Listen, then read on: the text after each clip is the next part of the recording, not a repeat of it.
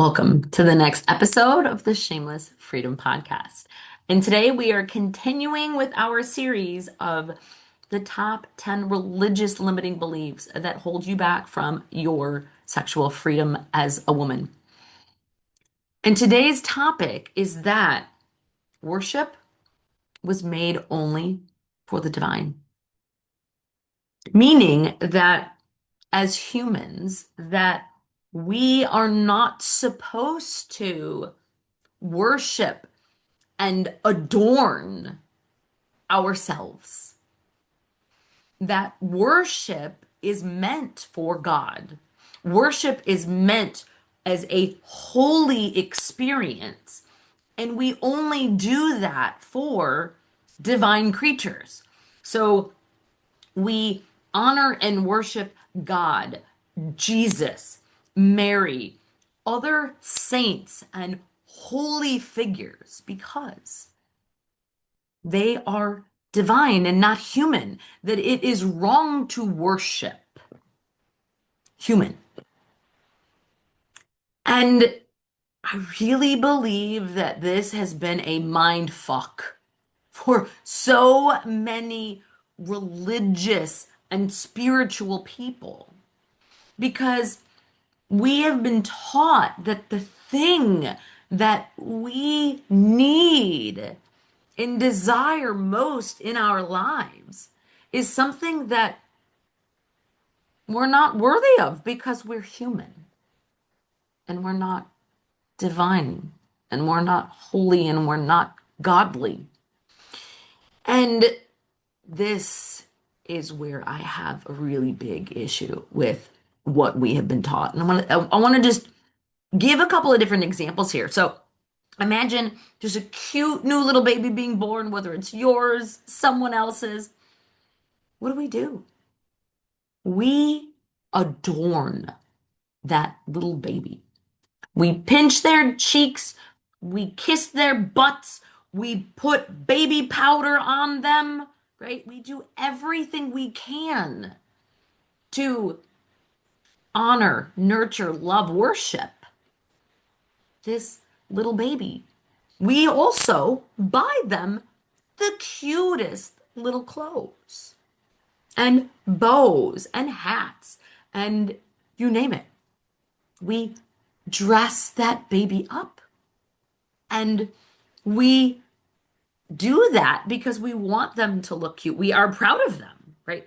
We might not label it as worship, but that's exactly what we're doing. We are taking the time to honor and care for and cherish these little babies. Think about decorating your house. We do the same things with our homes. We decorate our bedrooms. We put pictures on the walls. We create the ambiance, the lighting, the pillows, the candles, the flowers, you name it.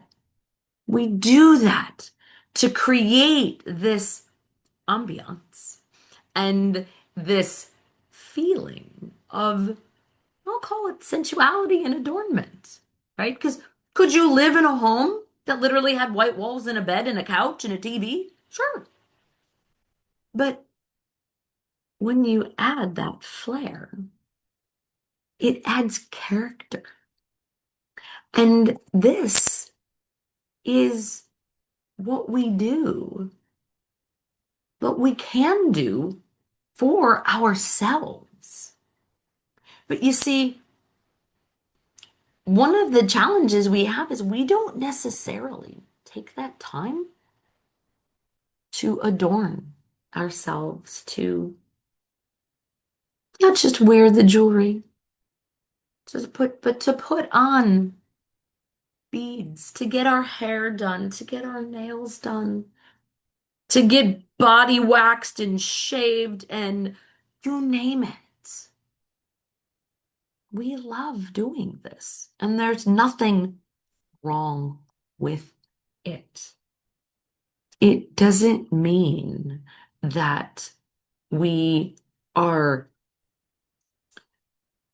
not good enough if we don't honor ourselves. Like, we have been taught that we shouldn't spend time and money and dollars on ourselves. I mean, I can remember as a little girl, my mom saying, "You no, you don't need to get your ears pierced.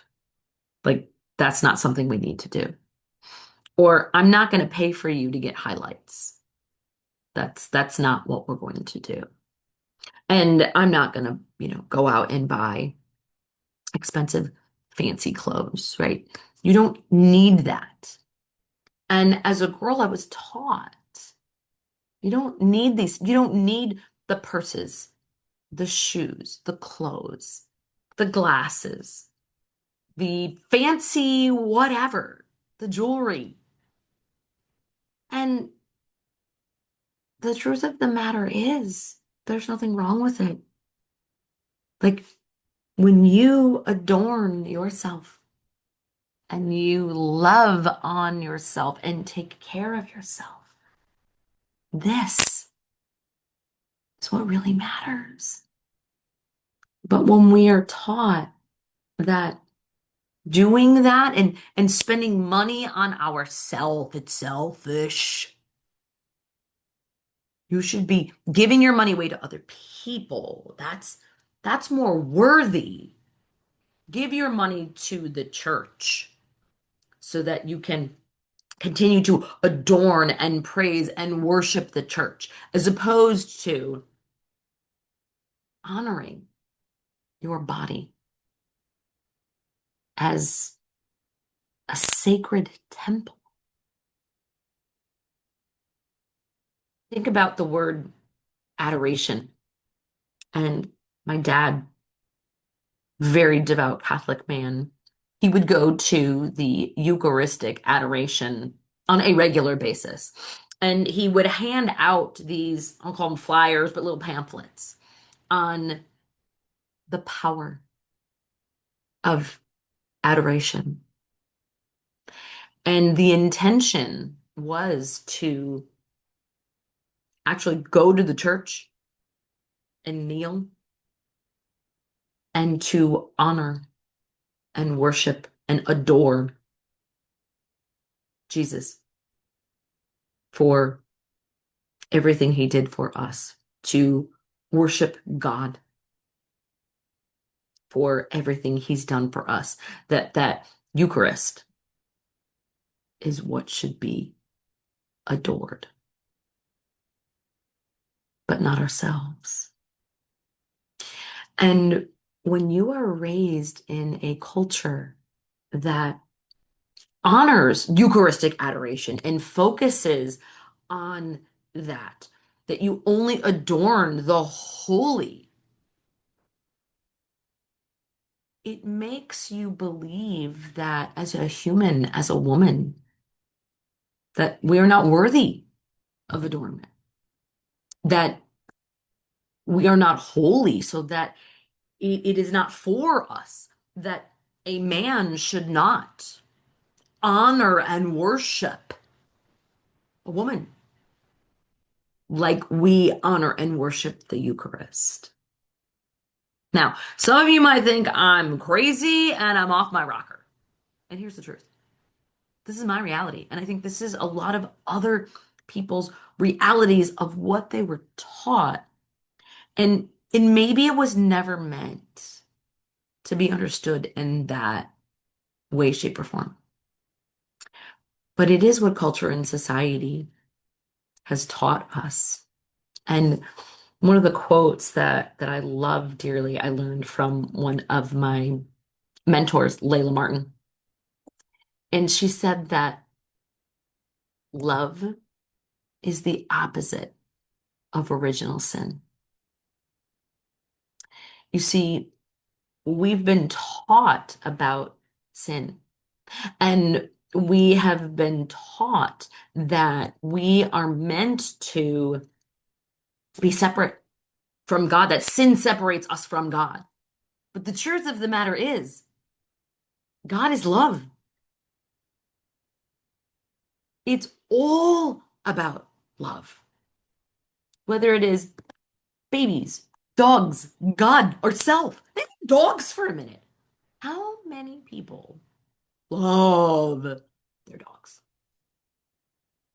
They honor and worship and take care of their dogs, just like you would a baby, just like you would something sacred. We as women were made to experience that same adoration and worship. First, it's important that we learn how to do some of those things for ourselves, to know that it's okay. It's more than okay to wear the fancy jewelry, to put on the sexy beads, to wear the little bit of cleavage, to get our hair done, to get our nails done. If that makes you feel good, then go for it. Do it. That is a first sign of investing in you, in loving you, and taking care of you. Now, you might not be someone who wants to get her nails done all the time, and that's fine. But what are the things that you love to play with and adorn in your own body? Maybe you like playing dress up. Maybe you like buying cute clothes. Maybe you like wearing dresses that you can twirl around in. Maybe you like wearing fancy long earrings. Maybe you like wearing a lot of jewelry or bracelets, or you like to put things in your hair. These are all ways that we learn how to be with our bodies, to honor and cherish our own bodies. And that allows the permission to allow someone else to do that for us as well too. You see, we don't have to wait for someone else to adorn us or think that that's not available for us. It is available for you when you allow yourself to know you are worthy and deserving of all that you desire. You are worthy and deserving of honor, of being cherished, of being worshiped, and that you are not separate from God. And I think that is probably the biggest mistake that we make, is teaching our young girls, teaching anybody, that we are separate from God. Because when we have this separation, we are not whole, and we look for things outside of ourselves rather than looking for it within. You can adorn yourself within.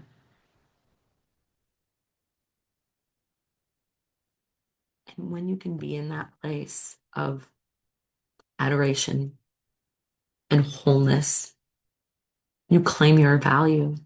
You claim your worth. You know you are not separate from God. Let me say that again.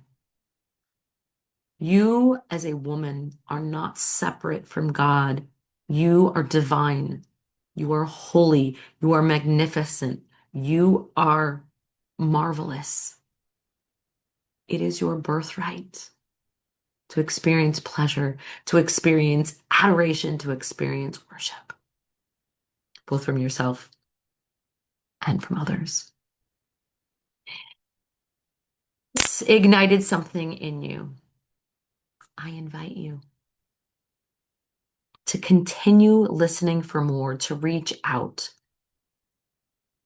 You see, our shameless freedom inner circle allows you to dive deeper into each of these topics where we don't realize that these are the issues that are truly holding us back from claiming our value and worth. And trust me, you are not alone.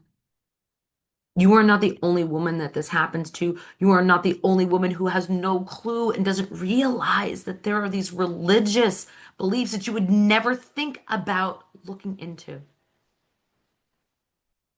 that are blocking you from all that God has for you. So I invite you to say yes to you, to learn how to adorn, worship, and cherish the divine within you.